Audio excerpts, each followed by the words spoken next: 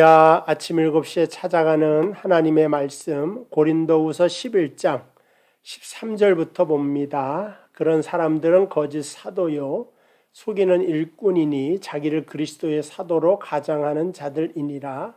이것은 이상한 일이 아니니라. 사탄도 자기를 광명한 천사로 가장하나니 그러므로 사탄의 일꾼들도 자기를 의의 일꾼으로 가장하는 것이 또한 대단한 일이 아니니라.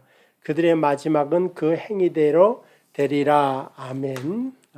어제 거짓된 사도, 참 사도의 가장 구분되는 점은 그리스도에게로 소개하는 자는 참 사도고 자기에게로 인도하고 자기를 바라보고 그래서 자기의 영광을 드러내려고 하는 모든 것들은 다 거짓된 사도의 표다, 이렇게 말씀을 드렸습니다. 그리고 그 뒤에는 항상 사단, 마귀의 괴계가 있다. 성경은 이렇게 우리에게 말씀해 주고 있고, 우는 사자와 같이 너희를 삼키려고 돌아다니니까 주의해라 하는 말씀을 하고 있습니다. 물론 21세기에 이런 말씀을 드리면 마귀가 어디 있다고 하는가, 목사님이 보셨는가, 그 존재에 대하여 과소평가하거나 없다고 이야기하는 사람이 많습니다. 또 뭐 들어도 그런가 보다 옛날 얘기나 영화 속의 이야기처럼 알아듣는 사람이 있는데, 그러나 하나님의 말씀, 성경은 마귀의 존재, 그 기원, 그리고 하는 일에 대하여 우리에게 말하고 주의를 기울이라고 말씀하고 있습니다. 세상에는 우리가 물질적인 존재만 있는 것이 아니라 영적인 일들이 있다. 그렇기 때문에 이 영적으로 우리는 깨어 있어야 된다고 하는 사실을 알려주고 있습니다. 첫 번째, 마귀가 가장 많이 쓰는 무기는 거짓말이다 하는 것입니다. 어거스틴은 마귀의 세 가지 모양에 대해서 처음은 속이는 자, 뱀처럼 나타난다. 두 번째는 자기를 위장하는데 광명한 천사로 위장을 한다. 그래서 사람들이 많이 속는다고 하는 것입니다. 그 다음에 우는 사자가 되어서 무는다 이거죠. 일단 이제 성경에 나오는 것을 어거스틴이 크게 세 가지를 참고하여 우리에게 말씀해 주는 것입니다. 그러니까 창세기 3장에 보면 거짓말하는 자로 마귀가 나타나고 유혹하는 자로 이 마귀가 나타나서 너희가 선악과를 먹으면 하나님같이 될 것이다. 먹으라고 아담과 하와를 유혹한 것을 볼 수가 있습니다. 그래서 오늘날도 거짓말을 많이 하죠. 하나님이 없다고 얘기하고 사람은 단세포에서 다세포, 그래서 원숭이에서 유래했다.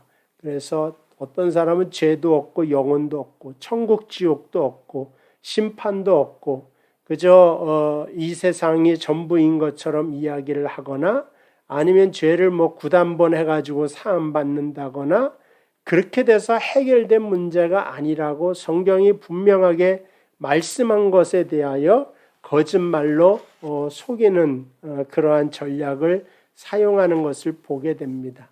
그러니까 이 세상의 철학, 과학으로 위장을 하거나 그 다음에 이 세상의 이단들, 그러니까 복음으로 위장을 합니다. 또 그러나 그 내용과 속을 바라보면 그리스도에게로 나아가는 것이 아니라 자신에게로 이끌거나 세속적인 세상으로 이끌거나 세상의 그 풍습을 쫓고 세상의 사조를 쫓게 만드는, 그래서 육체를 따라가고 자신의 자랑을 따라가고 자신의 영광을 따라가는데 열심을 내게 만드는 것을 보게 됩니다.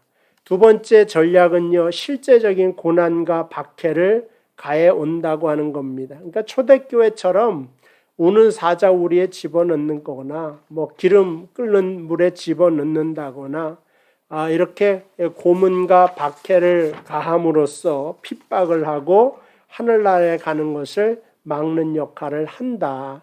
그 다음에 때로는 내가 예수를 잘 믿었는데 질병에 걸렸거나 내가 예수를 잘 믿었는데 사업이 부도났다거나 뭐 이러한 것으로 시험이 찾아올 수도 있죠. 그러니까 욥이라고 하는 사람은 순전한 사람이고 정직한 사람이고 의로운 사람이라고 성경이 이야기를 하고 있지 않습니까? 그럼에도 불구하고 마귀가 찾아와서 시험을 했고, 근데 그 욥이 그것을 다 통과한 것을 볼 수가 있습니다.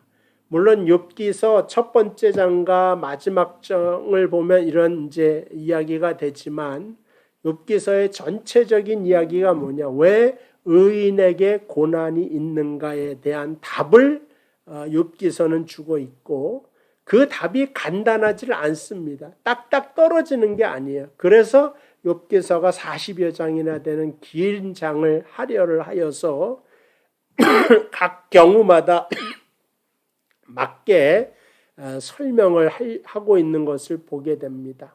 자, 세 번째는 죄의 함정과 유혹으로 볼 수가 있습니다. 오늘 본문에도 광명한 천사로 가정하여서 온다 이렇게 말하고 마귀의 모양으로 오면 우리가 금방 알고 빠져들어가지 않는데 광명한 천사로 와서 죄를 짓게 만든다고 하는 것입니다. 때로는 경건한 모습으로 오기 때문에 의로운 모습으로 오기 때문에 마귀의 공격을 눈치채지 못하고 넘어지고 쓰러질 때가 있다 하는 것을 볼 수가 있습니다. 물론 뭐 마귀의 공격으로 넘어질 수가 있죠. 그런데 우리가 알 것은 하나님과 마귀는 비교를 하면 안 돼요. 물론 마귀가 영적인 존재지만 이미 예수 그리스도를 통하여서 사망 권세를 깨뜨리시고 마귀가 가장 우리를 위협하는 게 죽음이지 않습니까? 죽음 권세를 깨뜨려서서 그리스도의 안에 있는 자를 빼앗아 갈 수가 없다. 그래서 우리가 유혹에 넘어져도 하나님께로 나올 수 있는 여러분 되시기를 바랍니다.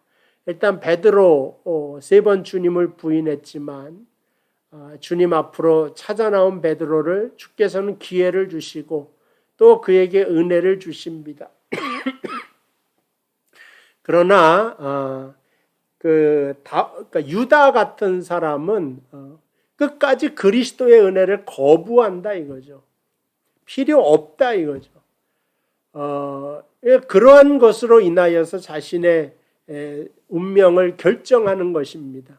그러니까 우리가 하나님의 은혜를 잘 받아들이는 것도 중요한 일이다. 아니 나 은혜 필요 없어요. 그러면은 하나님의 사람이 될 수가 없습니다. 하나님의 사람은 하나님의 은혜를 기뻐하는 사람이고 하나님의 은혜를 행복으로 알고 그 은혜 속으로 자꾸만 걸어나가는 자라고 하는 겁니다. 다윗과 사울도 마찬가지죠. 다윗도 뭐 사울의 비견될 만한 커다란 죄를 짓는 거죠. 인간적으로 그럴 수가 없는 거죠. 근데 하여간 이 다윗도 범죄할 때는 자신의 모든 일이 다 끝나고 어려운 시절 다 지나가고 왕국도 다 통일을 해버리고 주변 나라의 강대국도 다 무찔러버리고 이제 싸움 쬐끔 일어나는 거 그건 그냥 부하들 시키고 자기는 왕궁에서 낮잠 자다가 일어나서 뭐 저녁에 잠깐 자다가 일어나서 그만 범죄를 저질러서 또 그것을 막기 위하여서 우리야 충성스러운 자를 데리고 와서 하여간 또 거기서 또 엉키는 바람에 그 자신의 부하까지도 죽게 만드는 그러한 일을 합니다. 그러면서도 침상을 다 적시면서 회개하며 주여 내가 날 때부터 죄인이오니 나는 정말 하나님의 은혜가 필요합니다. 이렇게 나오는 거죠.